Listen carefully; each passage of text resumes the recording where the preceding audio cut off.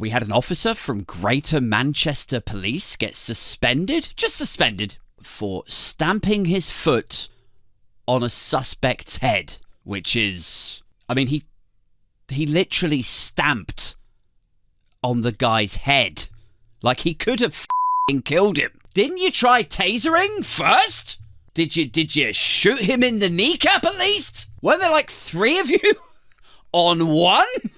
In an airport where you are surrounded by other security staff. It got so bad so quickly, you had to stamp on him like he was a garden spider that you were just trying to make sure he's dead.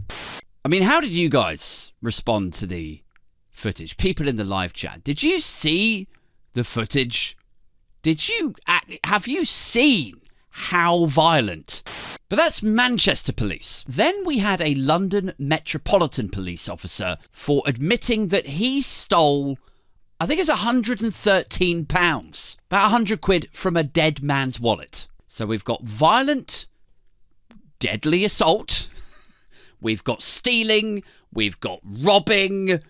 I mean, in case you had only just tuned into this last box set of Normal Ireland, the UK's police forces in the last few months have deteriorated from what, like a publicly funded service, right? That's supposed to keep you safe and protected. They've gone from that to a woman beating, woman kidnapping, and murdering, head stomping gang who literally steal the money themselves because what? This is just my hunch here. But if they do the crimes themselves, maybe that puts the criminals out of business. Like, is that the logic? Is it maybe it's just more efficient this way?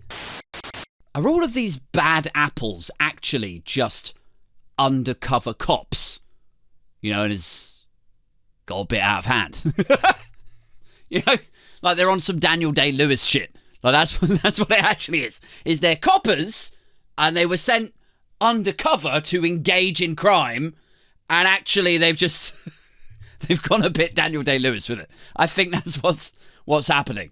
You know, I think if you pull one of them aside and then ask them about it, they'll be like, yeah, that's funny. I'm a copper, but then I started robbing and kidnapping, you know, to blend in with the other criminals and stuff. And then, I suppose it's weird. Like, I got a bit carried away, you know. I got a bit carried away and I buried 3 people in the marshes. I've committed a bit too much to the role here. I always said, like, if you paid them a little bit more, you'd have a better caliber of candidate, wouldn't you, for the police force? Like, if you pay peanuts, then you get what you pay for, sort of thing.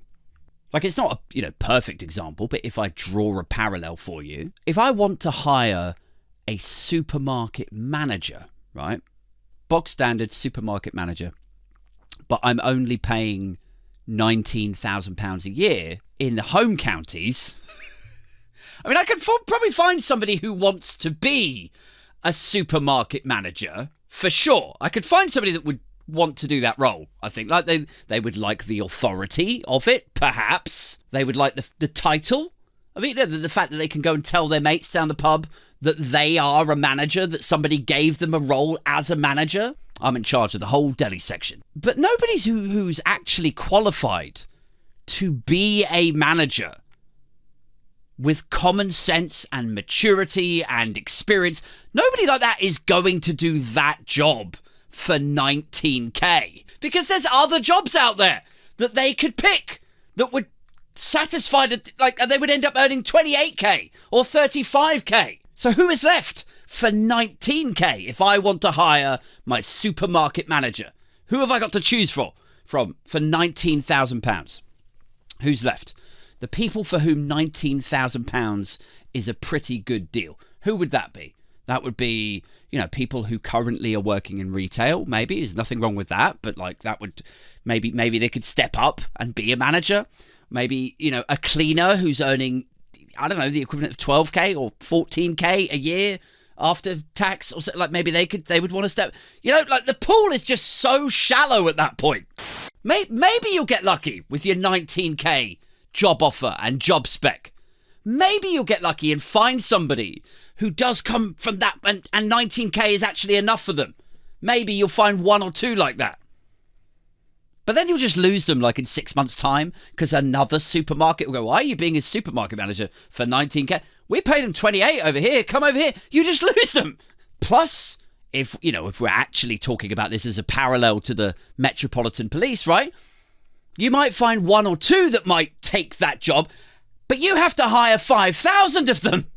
I mean, how many bad apples would you be willing to tolerate to make the saving that they charge you to achieve by paying them nothing? How many bad apples would you be willing to tolerate and hire and train and make them pinky promise that they won't abuse their role? How many? Like, if you're hiring 5,000 police, right, and you upped the salary to £50,000, 5,000 times 50 grand, that's 250 million pounds a year, right? Which sounds a lot, but then, what if that 250 million results in way fewer court cases of misconduct and kidnapping, less compensation, less PR embarrassment? What if the 250 million pounds results in more trust in the police because you don't have this clown over here stealing 100 quid out of a dead guy's wallet? Just pay a bit more. It's all I'm thinking. Higher caliber candidate. Fewer uncivilized, hot-tempered morons causing you problems. I think there's something in that.